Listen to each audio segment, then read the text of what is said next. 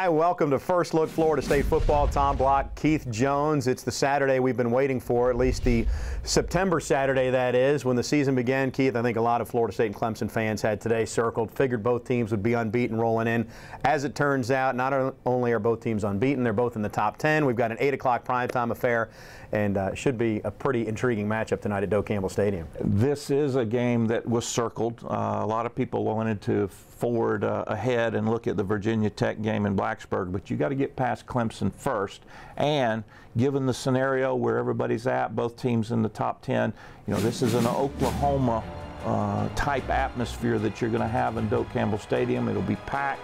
Two great teams, a lot of explosive offense.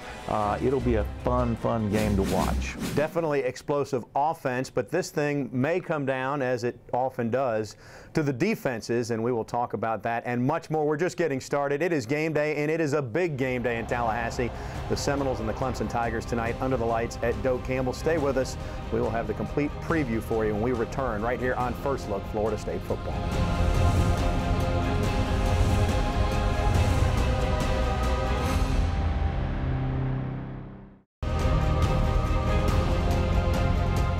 Pretty solid football game against Wake Forest. Did some really nice things in all three phases. Still room for improvement in all three phases, things we need to do. A pretty solid football game indeed for Florida State against Wake Forest. Plenty for the coach to be pleased with, but obviously the coach is a perfectionist, and he's going to look at that tape and point to all the things that didn't happen the way they were supposed to. But when you beat a conference foe 52-0, Keith, it's hard to quibble with too much. It really is, and when you go back and look at the tape, this is probably the most complete game that a Jimbo Fisher coach team has played in his tenure as head coach here at Florida State. Even when the seconds and the thirds got in, they played assignment football. You didn't see people coming free and tackling backs in the backfield. You didn't see the opponent's wide receivers running around wide open. Everybody was playing good assignment football. What impressed me most, and has over these 3 games, is the ability of this team to maintain their focus. There's just a natural human tendency when you get up by 20 or 30 points to let your foot off the gas. This team has not done that. That's a great sign of maturity. We'll find out just how mature they are and how focused they are with Clemson coming to town tonight for the big showdown. Before we look further ahead, though, let's look back at what was a great Saturday for Seminoles and their fans as the Noles finally exacted some revenge against pesky Wake Forest. In Florida State's convincing 52-0 win against Wake Forest Saturday, running back Chris Thompson rushed for a career-high 197 yards, including 2 scoring touchdowns of more than 70 yards, despite only playing in the first 2 quarters. It was vintage big play Thompson leaving a defense in pieces, made all the more special because it was against a team that quite literally broke him a year ago. Sophomore James Wilder Jr. added 94 yards on 16 carries, while E.J. Manuel added 48 yards on the ground and 1 touchdown on an option play. Fullback Debrell Smiley added another touchdown run and 30 yards rushing as FSU finished with 385 yards on the ground. But the offense wasn't the only story. The Seminole defense had allowed a combined 3 points in blowout wins over Murray State and Savannah State, and the no-touchdown trend continued despite the increasing competition. The last time FSU didn't allow a touchdown in 3 consecutive games was in 1964. Outside of a 34-yard rush in the first quarter by Josh Harris and a 41-yard reception by Sherman Ragland in the third quarter, Wake Forest's offense was kept in check and held to just 126 yards of total O, a meager average of just 2.1 yards per play. The Demon Deacons were held to only 7 first downs, only converted 1 of 16 third down conversion chances, and had to punt 13 times. FSU starting quarterback E.J. Manuel got the Seminoles on the board for the first time against Wake with a 16-yard run at the 4:28 mark of the first quarter, a play that was set up by a 33-yard Thompson scamper. FSU then quickly pushed its lead to 14-0 thanks to sophomore wide receiver Rashad Green's 60-yard punt return for a touchdown. The special team score was Green's 2nd TD punt return of the season as he became the first Seminole to register multiple return touchdowns since Willie Reed in 2005. The second quarter then started with some Chris Thompson magic. His touchdown runs of 74 and 80 yards occurred within 3/10 of one another and effectively closed the door on Wake Forest's chances. Following a 19-yard Dustin Hopkins field goal, Smith added his 20-yard touchdown reception with 14 seconds left in the second quarter. Shaw's 17-yard TD catch and Smiley's 19-yard scoring run then accounted for the Noles' 14 second-half points. A year after rushing for only 289 yards through the opening 3 games, FSU has rattled off 837 yards on the ground through 3 contests in 2012. And we haven't overlooked 2 opponents that we knew we were better than. We prepared extremely well for an opponent that is different and has played us very well 4 out of the last 6 years and beaten us, and been, done a lot of great things. Jimbo Fisher, just reiterating really, or making the point that we've already made on this show and you made just a moment ago. I mean, FSU has taken care of business thus far. That's all you can ask of them through 3 games. So you have to be pleased there. But when you go beyond that, Keith, there's a lot of things that really look like might develop into special things for Florida State. One of them is named Chris Thompson. And what a great story. You hate that it occurred, but Chris gets hurt against Wake Forest some 11 and a half months ago, has to miss the entire rest of the year, comes back and plays the same team that was the last team he played, runs for nearly 200 yards and a half. That's just a great feel-good story. Couldn't be happier for Chris. By the way, back-to-back runs, 74 yards, then 80 yards, and Chris Thompson just had a heck of a football game. Now, obviously you want a team to be balanced. There's one guy in particular, even beyond Trickett and Jimbo Fisher, who's pretty pleased with the fact that FSU has developed a very solid running game this year, and that would be quarterback E.J. Manuel.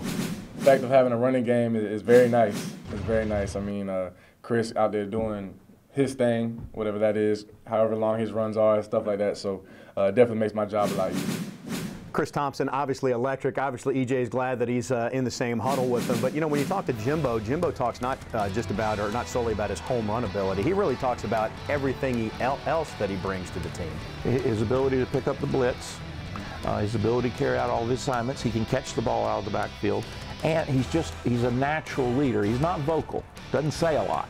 Lets his feet do his talking, so to speak, but has great respect of this team. And again, reiterating, particularly coming back from that pretty severe injury to his back last year.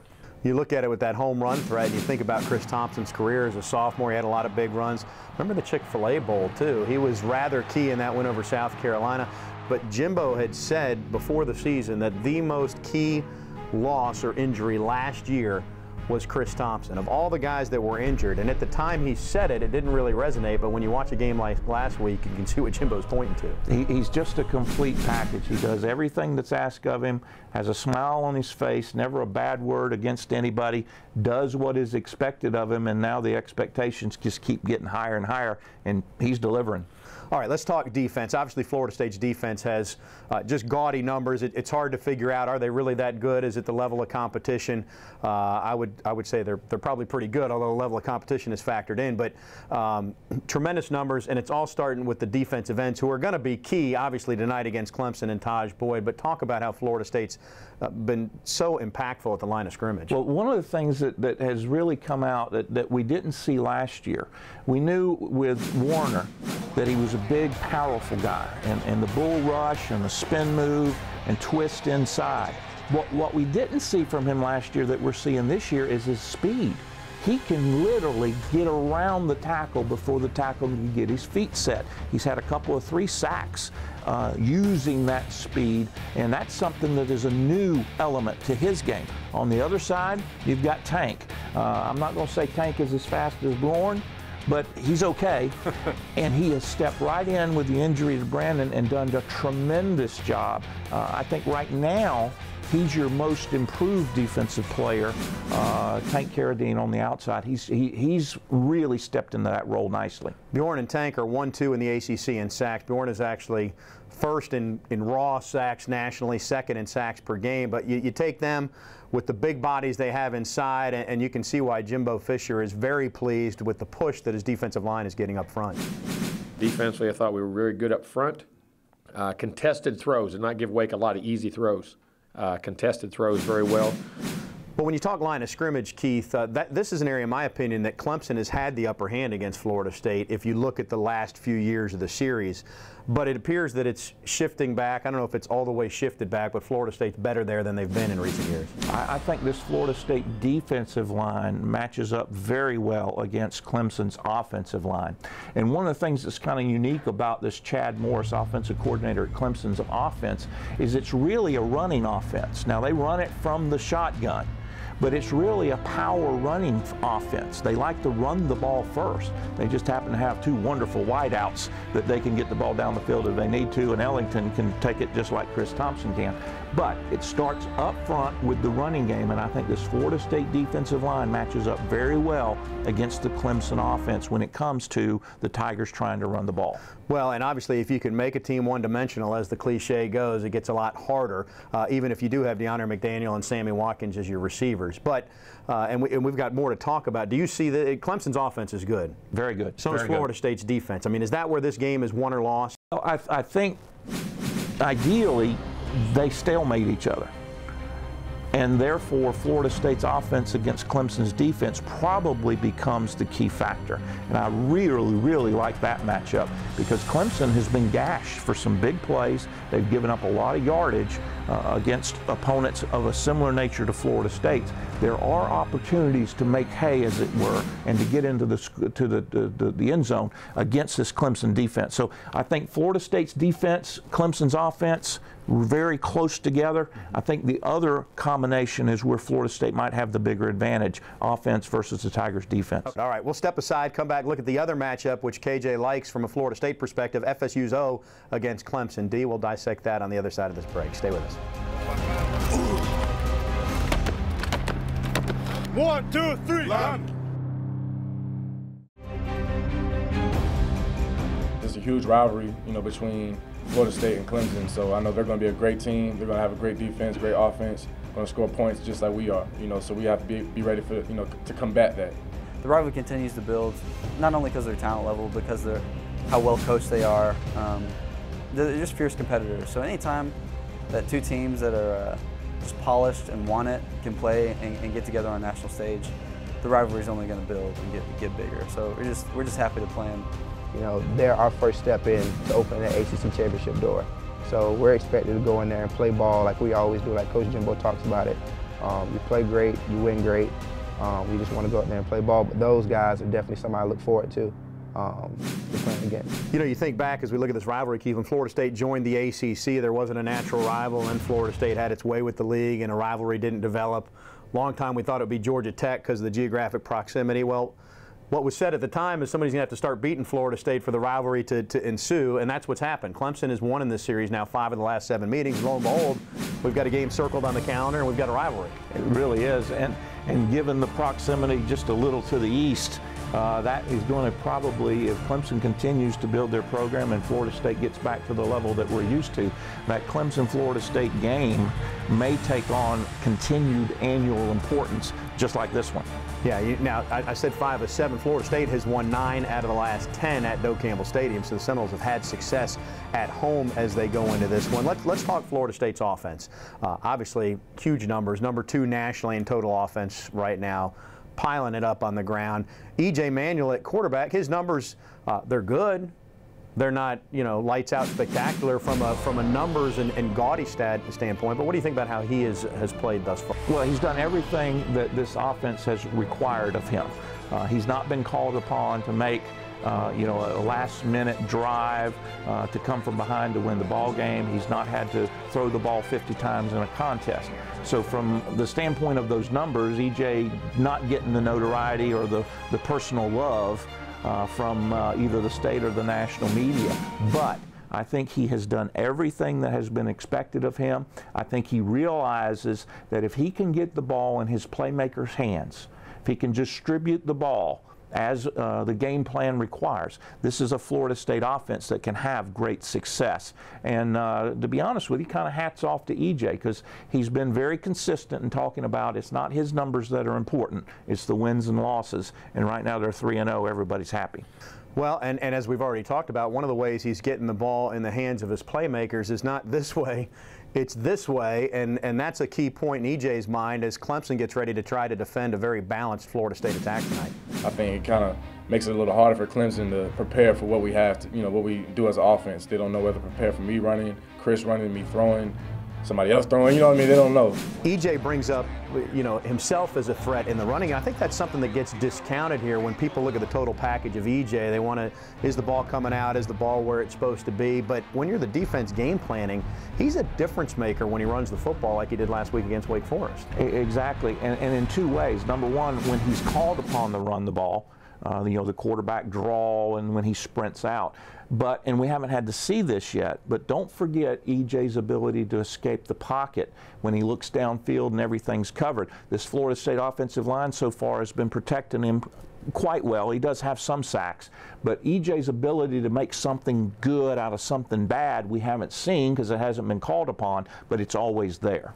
EJ is number 1 in the ACC in passing efficiency. Taj Boyd is number 2 in passing efficiency. Obviously, it's pick your weapon for either guy in terms of getting the ball out there. Kind of talk about what you like from each guy or who's more dynamic as we go into this matchup tonight, Keith. The most improved quarterback in the ACC right now is Taj Boyd. His ability, his arm strength from last year to this year is noticeably improved. He's throwing a very tight spiral. His ball is getting to the receivers very, very quickly, and he's been very, very accurate. Now, I don't think Taj Boyd can, quote-unquote, read defenses like EJ can. I don't think you're going to see Boyd go into his number 2 or his number 3 receiver with the same efficiency that EJ will. Secondly, they haven't run Taj much this year. Obviously, EJ didn't run much until the game against Wake. His ability to run the ball, coupled with Ellington, though, gives them kind of the same threat that an EJ and a Chris Thompson brings to the opponent's defense. But right now, Taj, much improved throwing the ball, but I still pick EJ for his overall skills, particularly his ability to get to a second or a third receiver when the primary guy's covered. Okay, the third facet, the one we always throw in at the end, we talk about how it's an equal third with offense and defense, but then we only allot it this much time to talk about special teams. 2 years ago, Florida State won this on a 55-yard field goal by Dustin Hopkins. You look at Rashad Green has taken 2 to the house on punt returns, but Sammy Watkins is in the Clemson uni. How do you see the special teams matchup? Well, the thing I like about this Florida State special teams, we can talk about punt returns and kickoff returns because they get all the notoriety. But punt coverage and kickoff coverage for this particular edition of Florida State special teams has been phenomenal. Now, they're going to have to be because Clemson's got skilled people back there, particularly Watkins when he returns punts. But I like Florida State's coverage teams, and I really think that from the standpoint of making Clemson start at the 15 instead of the 25, or keeping a punt return inside the opponent's 30, not letting them bring it out to midfield, those are going to have strategic advantages for Florida State. Yeah, punt returns and kickoff returns are exciting, but the coverage teams are what making these Florida State special teams very special. Yeah, Eddie Grant has once again done a tremendous job with his unit. Just ask Jim Grove and Wake Forest about it. They just couldn't get past the 20-yard line to save their life a week ago. Well, we're just about through. Still a little bit more time, though, as we count you down to kickoff tonight. Top 10 showdown at Doak Campbell Stadium, Clemson and Florida State. The winner gets into the driver's seat for the Atlantic Division crown in the ACC. We'll have some final thoughts when we come back here on First Look Florida State Football.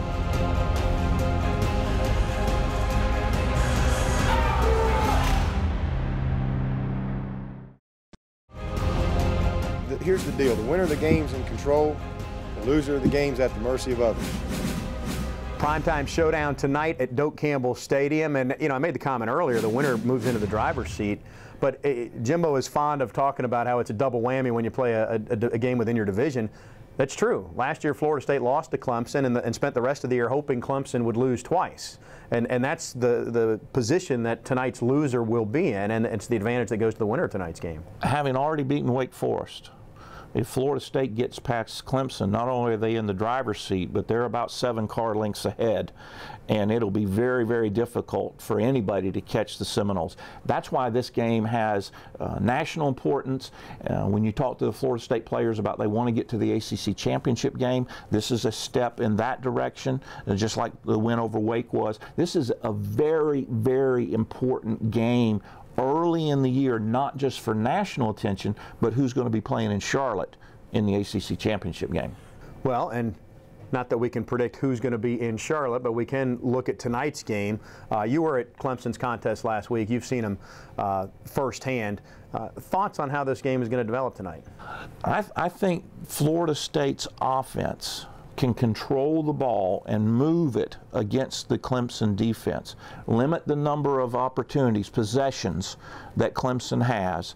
I think if that happens, if Florida State wins the time of possession and controls the ball in the running game, this is a game that Florida State can just ease through, not easily, but won't have to stretch themselves, won't have to have big plays, won't have to come back from anything. I think Florida State can control this game from kickoff to end if they establish that running game and control that line of scrimmage on offense. What about, one thing we have, for all the great things Mark Stoops' defense has done, haven't seen a lot of turnovers yet. Part of that, quite frankly, is because the beatings are continuing until the clock strikes 0, and so the opposing team is just handing off and running the clock down. But is this a game where, obviously in a key game, a turnover could be key, but this is a game where a turnover might be bigger than normal, particularly if it's a pick six, a fumble return for a touchdown. I mean, if the defense on either side can score some points to help the offense, that could end up being a difference maker. Look for Florida State to be very, very cautious and very ball control oriented in terms of securing the ball. And don't be surprised if Stoops' group doesn't try to let some things out in terms of forcing some fumbles, picking some balls up. It's about time for this group to do that. All right, and it's about time to play this football game. Florida State's had it circled on its calendar since last year when they lost at Death Valley. Will they get revenge tonight? We'll find out. It kicks at 8. We'll have the recap and a look ahead to next week's travels to USF next Saturday. So join us then, folks. Enjoy the game. It's going to be a great one. For Keith, I'm Tom, and we'll see you next time.